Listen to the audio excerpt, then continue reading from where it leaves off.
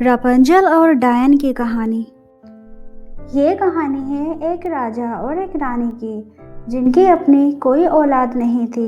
वे बहुत ही ज़्यादा परेशान रहा करते थे क्योंकि उनकी शादी को बहुत समय हो चुका था, पर उनकी एक भी औलाद नहीं थी। वह चाहते थे कि उन्हें एक लड़की हो, पर ऐसा नहीं था।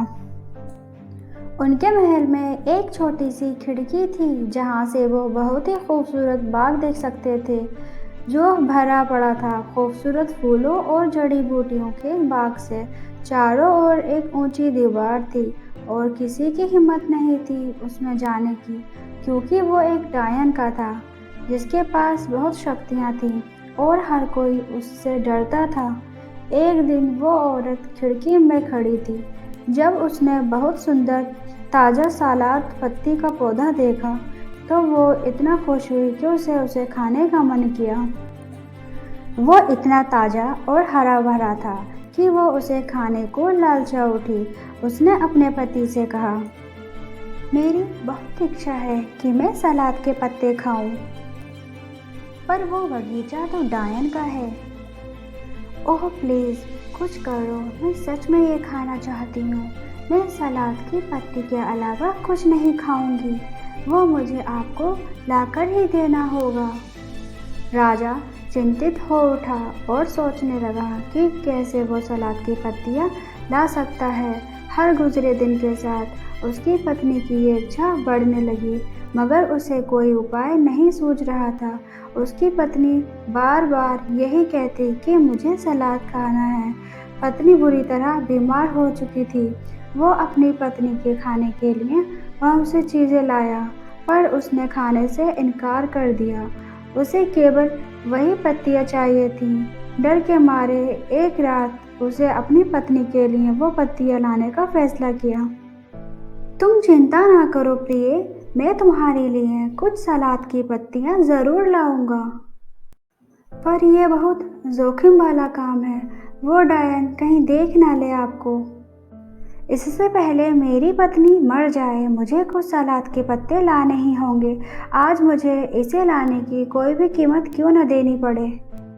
रात गुजरने के बाद वह दूसरे दिन जाकर डायन के बगीचे में चला गया और वहां जाकर उसने सलाद के पत्ते बटोले और वह लेकर वापस अपने महल आ गया। रानी ने बहुत समय से कुछ नहीं खाया था, इसलिए उसने उस सलाद को टूट टूट कर खाया और पहले से बेहतर हो गई। लेकिन इतने पत्ते काफ़ी नहीं थे, वे बहुत ज़्यादा स्वादिष्ट थे। अब उसकी इच्छा 3 गुना बढ़ गई थी। अगले दिन वो राजा फिर बगीचे में गया, पर इस बार उसने अपने सामने डायन को खड़ा पाया। तुम्हारी हिम्मत कैसे हुई कि मेरे बाग की दीवार पर चढ़कर मेरे सलाद के पत्ते चोरी कर रहे हो? तुम्हें इसका अफसोस होगा। प्लीज़ मुझे क्षमा कर दीजिए। मेरी पत्नी गर्भवती है और उसने हमारी खिड़की से तुम्हारी सलाद की पत्तियाँ देखी तो वो कुछ खाने के लिए तरसने लगी और वो मर जाएगी अगर उसने ये ना खाई तो। तुमने मेरी इजाज़त क्यों नहीं मांगी? मैं आपसे डरता था कि आप मुझे इसे ले जाने की अनुमति नहीं देंगी, इसलिए मैंने आपकी इजाज़त नहीं मांगी।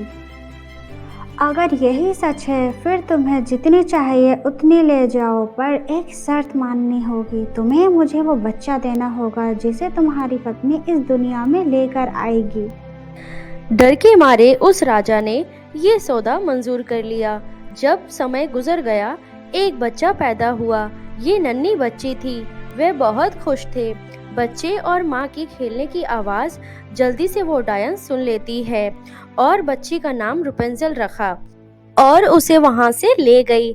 माता पिता को गहरे दुख में छोड़कर डायन ने उसे एक बुर्ज में बंद कर दिया जो दूर जंगल में बना था, जिसमें ना ही कोई दरवाजा था और ना ही कोई सीढ़ी, बस एक छोटी सी खिड़की थी, बिल्कुल छोटी। पर रुपेंजल ये समझते हुए बड़ी हुई कि डायन ही उसकी माँ है। जब रुपेंजल बड़ी हुई तो उसके बाल काले थे और बहुत लंबे हो गए और डायन को पता चला कि रुपेंजल के बालों में शक्तियाँ हैं। अद्भुत शक्ति, इसलिए वो कभी उसके बाल नहीं काटती। जब डायन को ऊपर जाना होता तो वो नीचे खड़े होकर बोलती, रूपेंजल और रूपेंजल, अपने बालों को नीचे करो अपनी प्रिय माँ के लिए। रापुंजल के बहुत ही सुंदर लंबे बाल थे, इतने सुंदर जैसे कि रेशम का कोई धागा। जब डायन को ऊपर जाना होता था तब वे रापुंजल से उसके बाल नीचे करवाती और ऊपर चढ़ जाती। लंबे बालों का सहारा लेकर जब रापुंजल बड़ी हुई तो वो उस घर से बाहर निकलना चाहती थी। उसने अपनी माँ से कहा कि मैं बाहर जाना चाहती हूँ, मगर उसने मना कर दिया। बोला कि दुनिया तुम्हारे लायक नहीं है, अगर तुम बाहर जाओगी तो बाहर के लोग तुम्हें मार डालेंगे। जब रापुंजल 12 साल की हुई तब वे बाहर जाने के लिए बोलती है। माँ, क्या बोल रही हो? मैं कुछ सोच रही थी। क्या बात है? मैं 16 साल की हूँ और अब मैं इतनी बड़ी हो गई हूँ कि घर से निकल सकती हूँ, अपनी सालगिरह मना सकती हूँ। क्या? नहीं, बिल्कुल नहीं। मैं शहर के बारे में पढ़ रही थी और ये इतना कमाल का लगता है, इतने सारे लोग, इतना टेस्टी खाना, वो रोशनियाँ और कितना कुछ। नहीं, मैंने तुम्हें बताया ना कि बाहर की दुनिया कितनी ख़तरनाक है, तुम यहाँ सुरक्षित हो। बाहर जाकर मुझे बहुत कुछ सीखना है, कितना कुछ है बाहर के बारे में, मैं बहुत कुछ जान सकती हूँ माँ। मैंने कहा नहीं रापुंजल, माँ मैं अब बड़ी हो चुकी हूँ, अब मैं अपने आप को संभाल सकती हूँ, इतनी बड़ी हो गई हूँ। डायन ने उसे मना किया और वहाँ से चली गई। 1-2 साल गुजर गए। एक राजकुमार घुड़सवारी करते हुए जंगल से गुजर रहा था कि उसने किसी को गाते हुए सुना। जैसे ही वो उसके पास पहुंचा, उसने इतना सुंदर गाना सुना कि वो वहीं रुक गया। ये रापुंजल थी जो गाना गाकर अपना समय काट रही थी।